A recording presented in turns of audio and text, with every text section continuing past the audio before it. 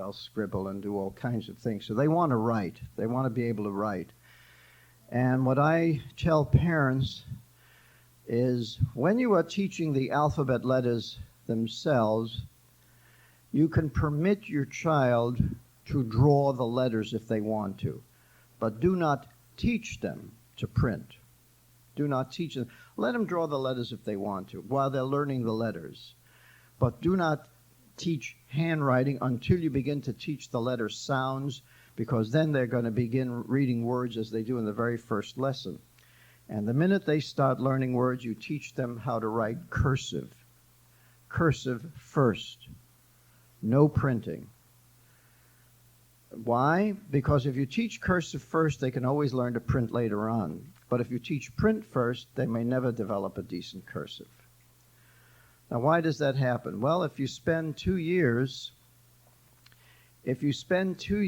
printing, you're going to develop habits of holding the pen, habits of forming the letters that are not going to lend themselves to a good cursive script. And so the children are going to have real problems developing a good cursive script. Now, you might ask, has this been tried before? Of course it was. That's the way it was done when I was going to school. We all learned cursive first.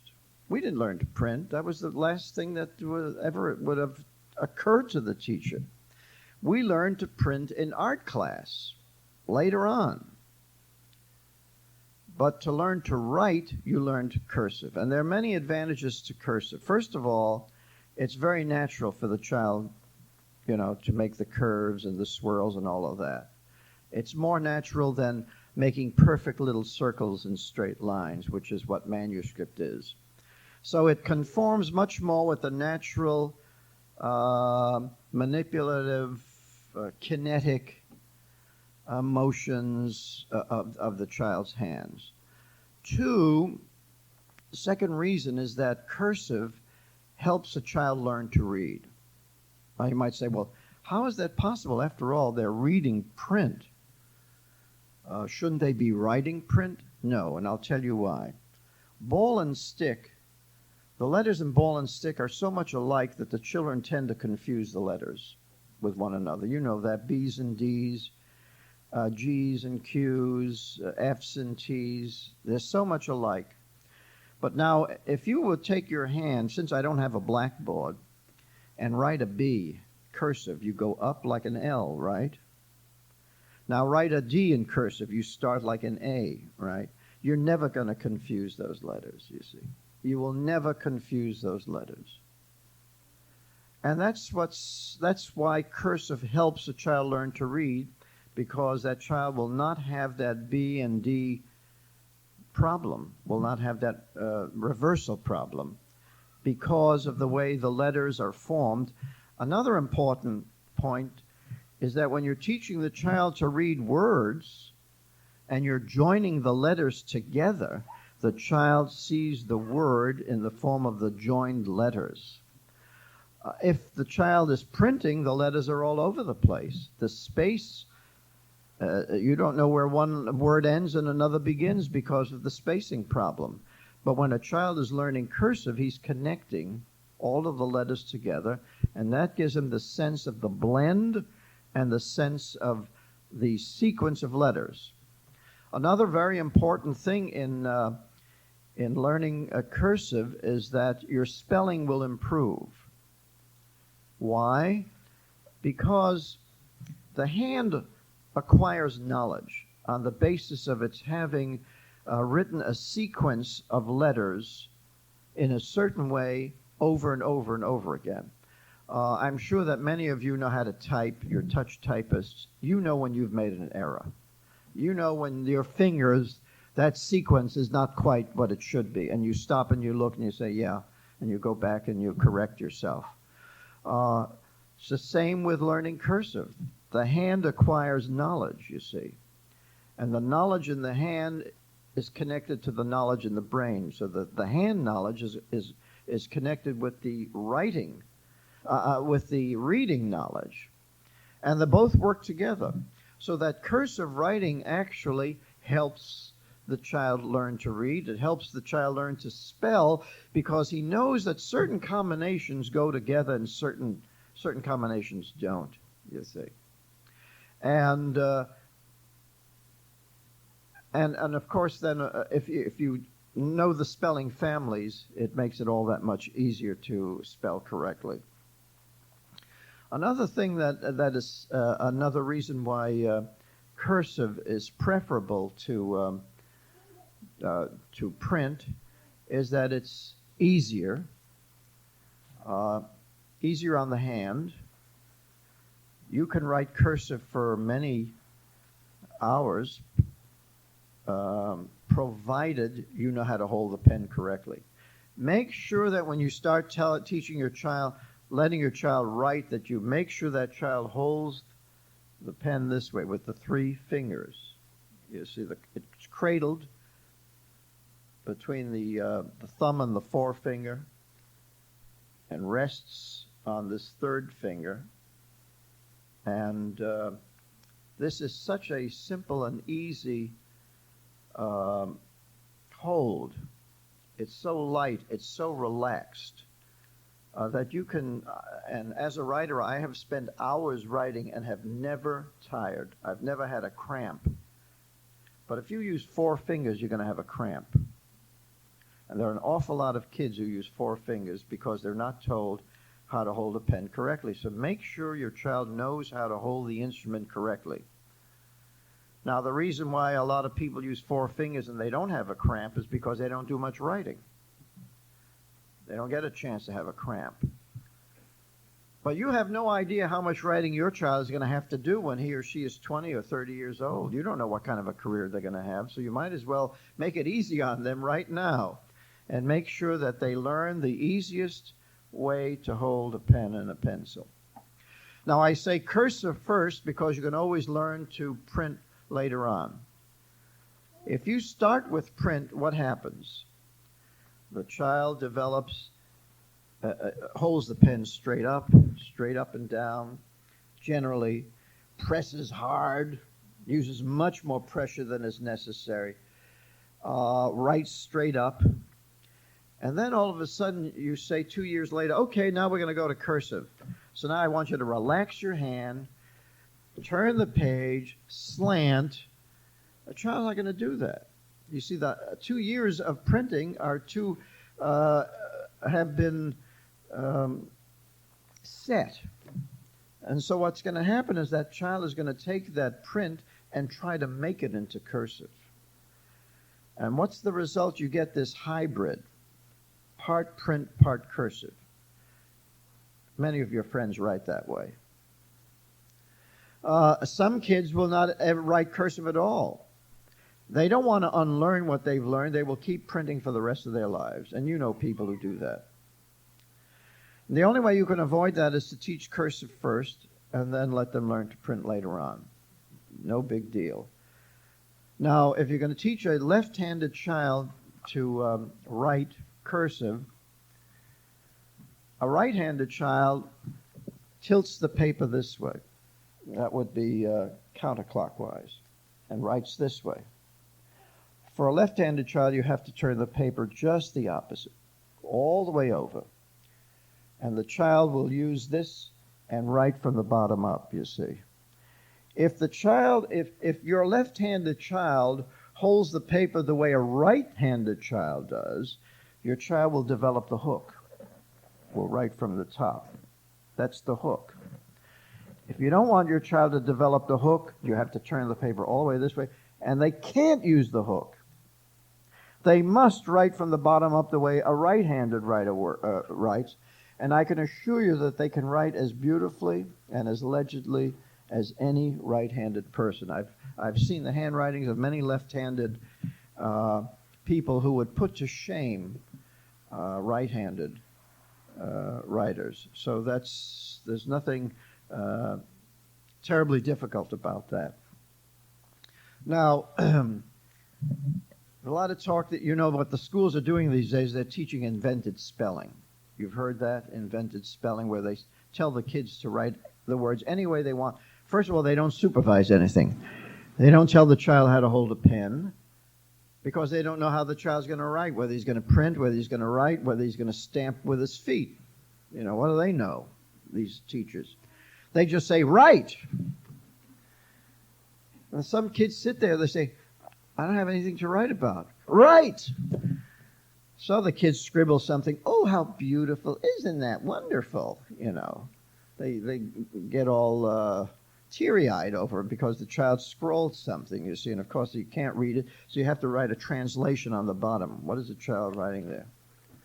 That's the absolutely worst way to go around teaching children to write. They want to know how to do things correctly, and they depend on the adults to teach them. I mean, you don't teach a child to write by saying, write. What do you need a teacher for that? Why should you pay a teacher $32,000 a year to tell your child to do anything he wants? You can do that yourself. It's as if you went to a golf course because you wanted to take golf lessons. Supposing you wanted to learn how to play golf, and you went to you hired a pro for $75 an hour.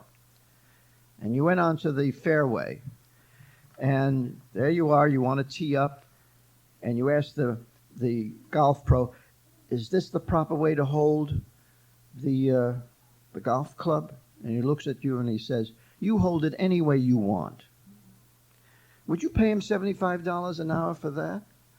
Of course not. And yet that's exactly what our teachers are doing. They're telling the kids, you hold the pen any way you want. You write any way you want. Do it any way you want.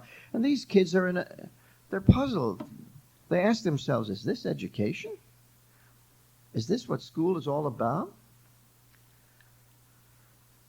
The point is to make that you want to save your child time. You want to save him the agony of having to correct his mistakes.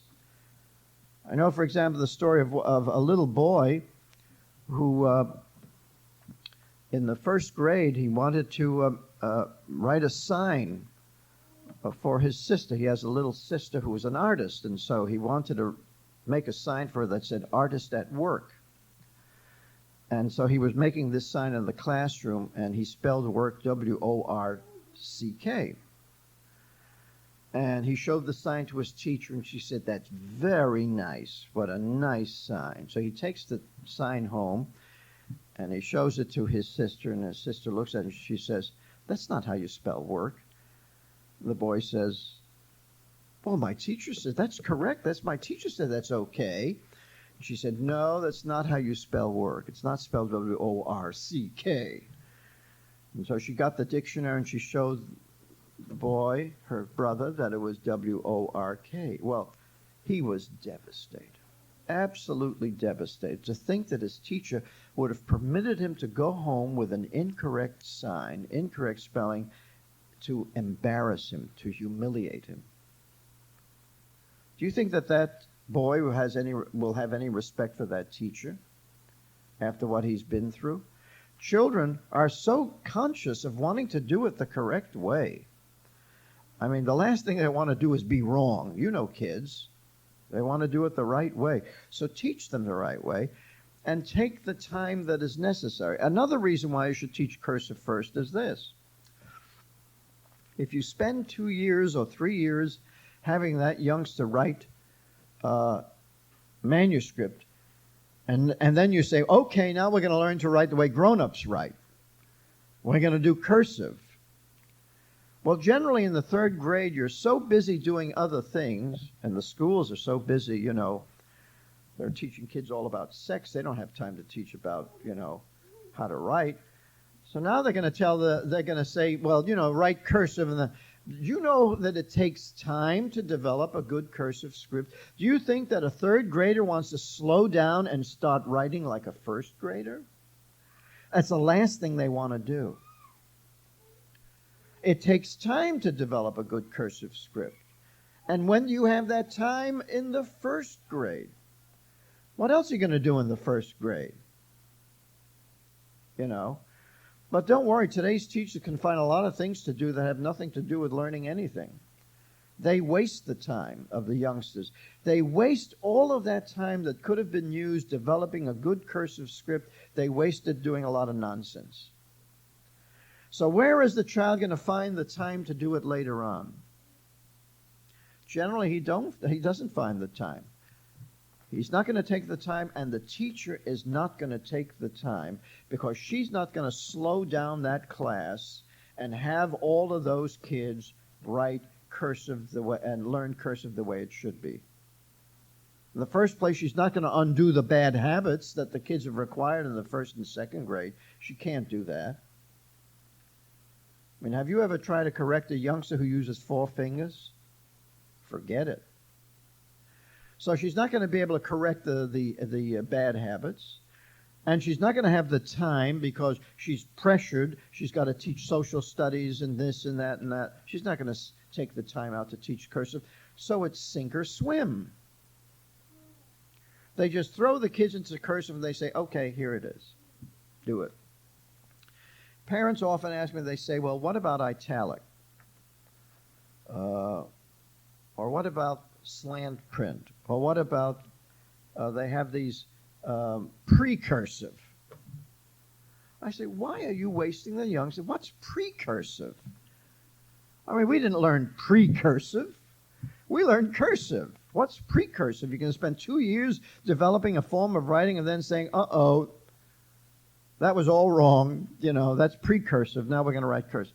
Teach cursive directly. And now, when it comes to italic, if you want your child to write, you know, to have nice Christmas cards and wedding invitations, that's fine. But you're trying to teach a utilitarian form of writing that he'll be able to write laundry lists, and in his journal, your daughter will be able to write lovely love letters to her boyfriend or whatever it is, letters to her grandmother. She'll be able to write a poem, a novel. You want them to be able to use that, and not to have to sit there and put out a work of art. Italic is wonderful, but it's an art form.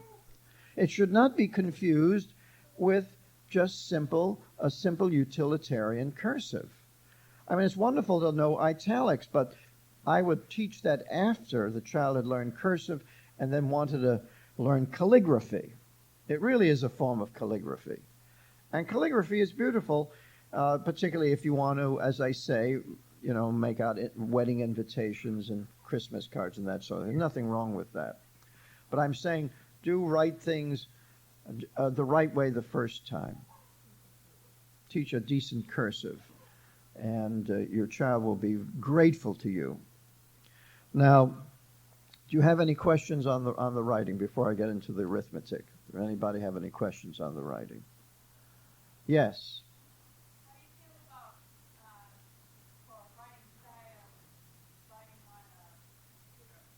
How do I feel about writing by writing on a computer? What do you mean? They have a computer?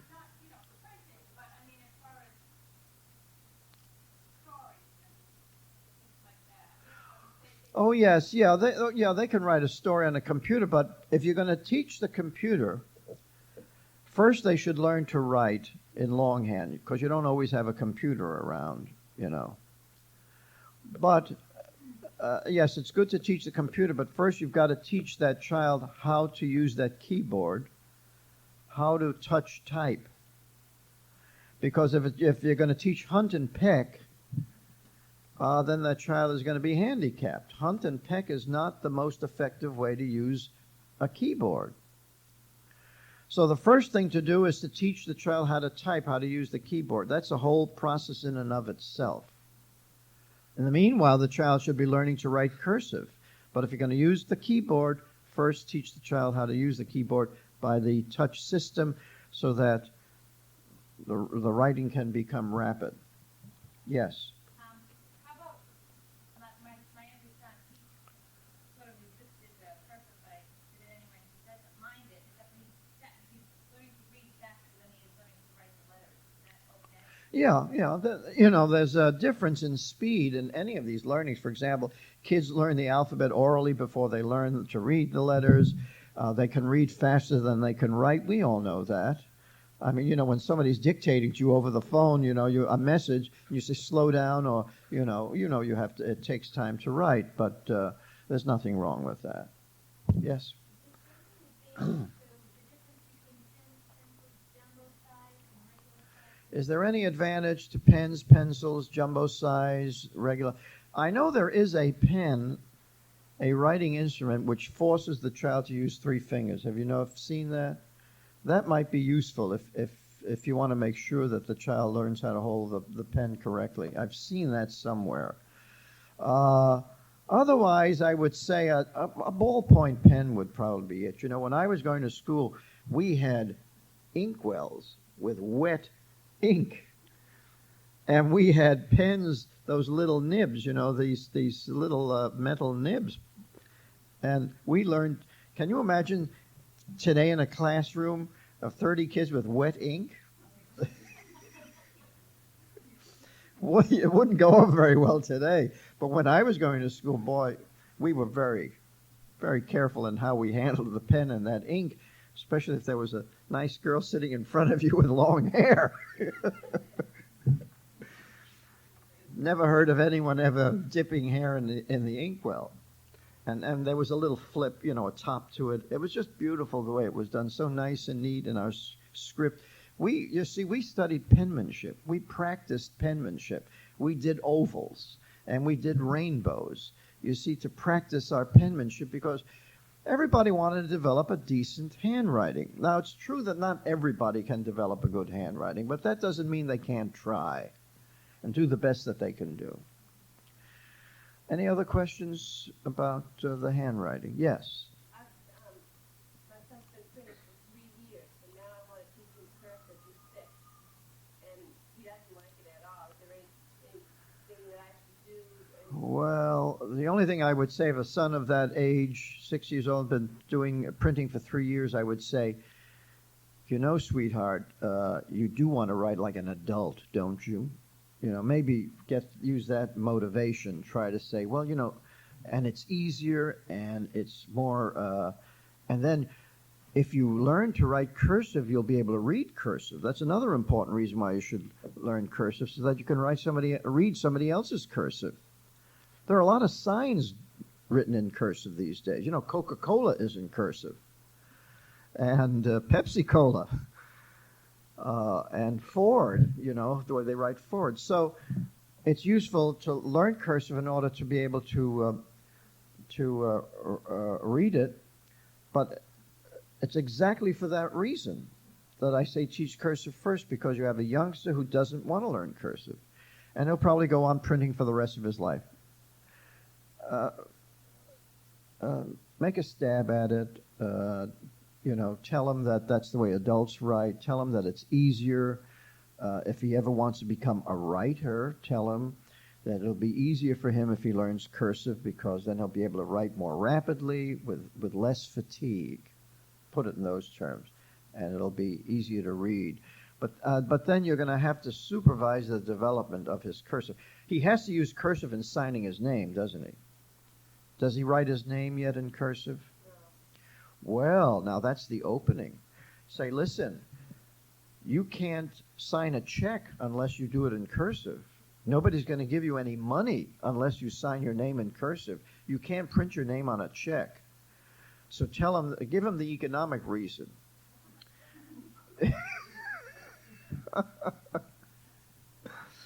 All right, is that any other further questions? Then we'll get into arithmetic. The most important thing to know about arithmetic, our magnificent arithmetic system, our place value arithmetic system, is that we use 10 symbols to do everything. 10 symbols. 1, 2, 3, 4, 5, 6, 7, 8, 9, 0. Or 0, 1, 2, 3, 4, 5, 6, 7, 8, 9. Those 10 symbols are all you need to write any number.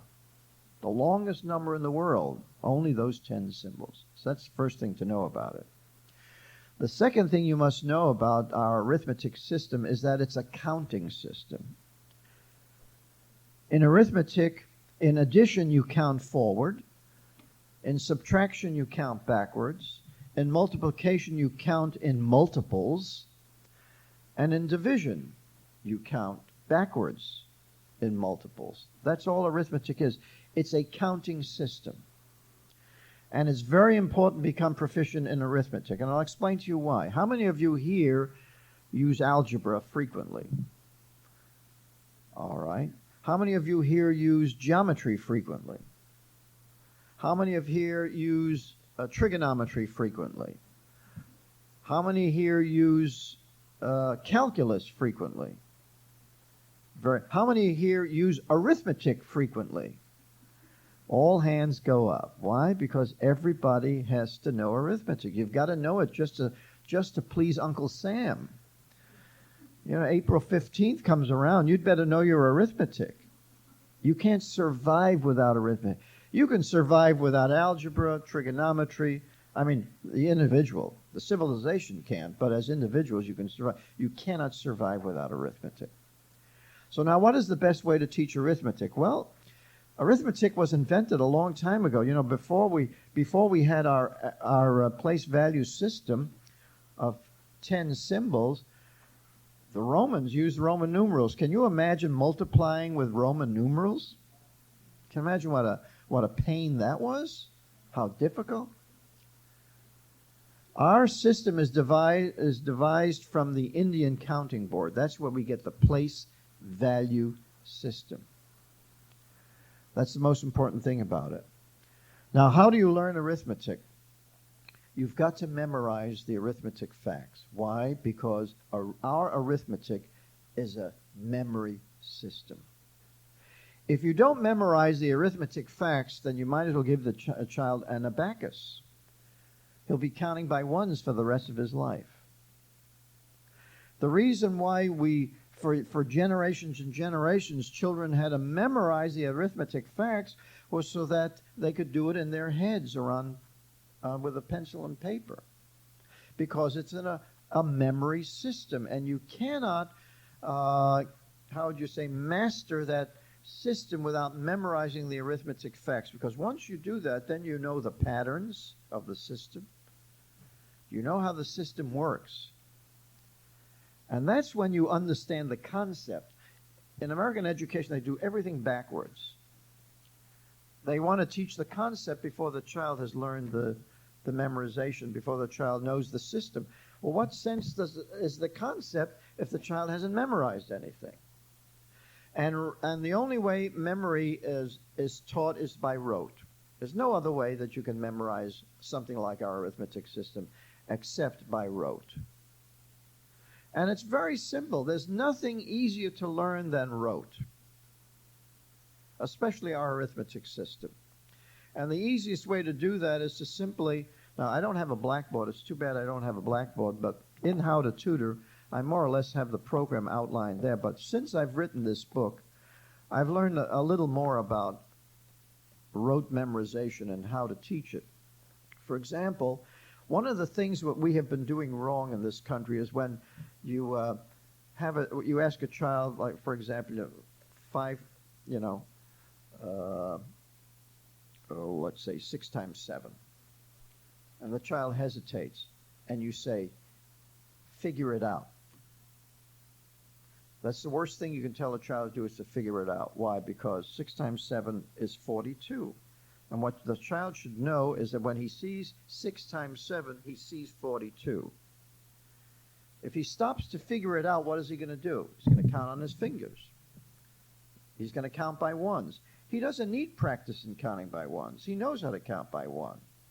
You know, you count by one by just 1, 2, 3, 4, 5, 6, 7. You know, that happens so naturally, so easily. So how do you get a child to memorize the arithmetic facts? By flashing the correct answer. So that the child will, whenever he sees 6 times 7, he'll see 42. And that's how it gets into the memory. There's no difference between rote memorization and, say, memorizing the lines of a play. Supposing you were in a play, supposing you were in Hamlet, and you had to memorize that whole soliloquy, to be or not to be, and you got to the 6th line and you couldn't remember the line, would somebody tell you to figure it out? No, nobody would say figure it out. They would show you the line, and then you'd read it, and you'd read it over and over and over and over again until you knew it cold. And it's the same with arithmetic facts. Just flash the correct answer until your child says, "Don't tell me I know it, you see." That's the way to do it. And then once they know it, once they have the system in their heads, it becomes so easy to add up a column of figures, you know. You know, there are those people who can add up a column of figures, speedy, you know, to just go right down to get the answers. Others have to hesitate and, you know, count by ones and figure with their fingers and all kinds of things. That's because they were never taught arithmetic in the proper manner. Everyone can learn by rote. Everyone can learn by rote, except the seriously, you know, retarded or person with problems. But every normal child can learn the arithmetic facts by rote, provided they are taught in that manner. There's nothing easier than being flashed the correct answer all the time. Doesn't require anything. Now, before you do that, of course, you should demonstrate the truth of every arithmetic fact. Now, how do you demonstrate the truth of an arithmetic fact? How do you demonstrate that 5 plus 4 equal 9? How do you do that? Well, I would use pennies. Since arithmetic has more to do with money than anything else in our society, I mean, how many curtains can you measure? You know, how many acres can you measure? It's money that you're dealing with every day. That's what you use your arithmetic every day in the supermarket, every day with your checking account, every day in paying your bills, every day in reading the newspapers and seeing, you know, what the sales are. This costs more than that. It's the use of money that are where we use arithmetic 95% of the time, and so I would use pennies in demonstrating the arithmetic fact. You want to demonstrate that 4 plus 5 equal 9. What you do is you have 4 pennies and then 5 pennies, and you tell your child to count them. He'll count them, and he'll say, yeah, it equals 9. So then you put down 4 plus 5 equals 9. Now, that's what you have to memorize, Sonny. You see, 4 plus 5 equal 9. Now, how do you get that child to memorize that? By seeing it over and over and over again until when he sees 4 plus 5, the figure 9 comes to his head. Figure 9. That's how you teach the child memory. But as I said, demonstrate the truth of every arithmetic fact, and you don't have to demonstrate it once. He's done it. He's counted it by ones. He knows that it's true. You could do that with multiplication. 5 times 5 equals 25. You have 5 pennies, 5 pennies, 5 pennies, 5 pennies, 5 pennies. You say, you see how much easier it is if you write it 5 times 5? Because how many 5s do we have? We have it 5 times. 1, 2, 3, 4, 5. So 5 times 5 equals 25. He'll count them. 1, 2, 3, 4, 5, 6, 7, 8, 9, 10, 11, 12, you know, get up to 25. Say, yeah, that's right. 5 times 5 equals 25. Now, isn't it better to memorize that 5 times 5 equals 25 than to have to count them all the time? Yes. And he'll do that. And once you have memorized the system, well, then, you know, you've mastered the arithmetic system. You know its patterns. Now, it's easy to memorize counting by 1s, by 2s, by 5s, by 10s.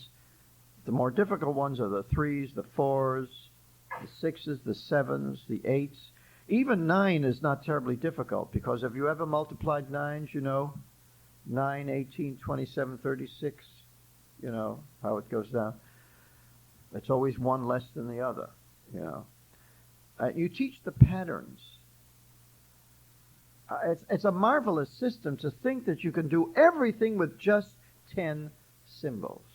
It's a marvelous system. And the reason why teachers don't teach it today, well, you know what they're doing in the schools? They're saying, oh, well, no, that's rote memory. We're not teaching rote memorization. That's out the window. You know, rote memorization, that's worse than beating a child. The reason why the teachers hate arithmetic is because they don't know it. If you knew our arithmetic system, you'd be so amazed and dazzled by it, so absolutely fascinated by it that you'd want to teach it. You'd want every child to know it because it's such a beautiful, beautiful system where we do so much with so few letters. So that's how arithmetic should be taught. And once a child knows it, I mean, that's beautiful. Then they can go on to the higher math. There's a difference between arithmetic and math. Mathematics deals with relationships. Arithmetic is a counting system. As a matter of fact, the ancient Greeks considered arithmetic to be something for just children, you know. That was a part, that was something that was set apart, that was vulgar. But of course they had a different system of ours. They used the letters of the alphabet for their system, and they didn't have place value. But our place value has elevated arithmetic into a marvelous kind of incredible integrated system of number patterns and counting patterns. It's a jewel. It's a gem. It's one of the great achievements of the human mind, you see. So, are there any questions on arithmetic? I know I haven't been able to spend too much time, but any questions that you may have on teaching arithmetic? Yes. In terms of arithmetic, you get different decimal places, addition out, not out of the way, but you do that before you start doing things like measuring and Well, you can do that, and you know, for example, if the child already knows the addition facts, you can do small problems that require measurement. And of course, don't let a child use a calculator until they first can do it in their heads. Until first they can do it on paper, with paper and pencil. Do not permit them to use a calculator. That's later on when they've got a lot of figuring to do. You know, those of us who have had to deal with the 1040 form know what it's like. You got to use a calculator.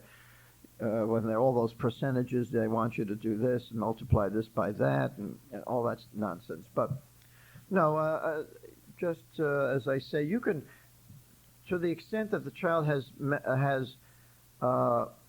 mastered some of the system, you can use problems. You know, like for example, in subtraction, you can use all sorts of little problems, like selling something. Like if you paid 10 cents for, if it cost you 10 cents to make something and you sold it for 20 cents, you know, how much profit do you make?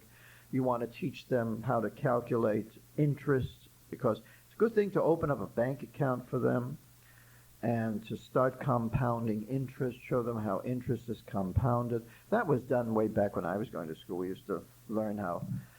You might get them involved in stocks. Now, in stocks, they divide the dollar up by eighths.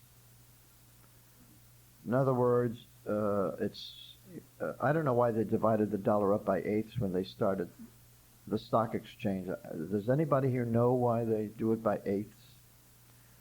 You know, so let's say 2 7/8. The stock has declined 1 1/8.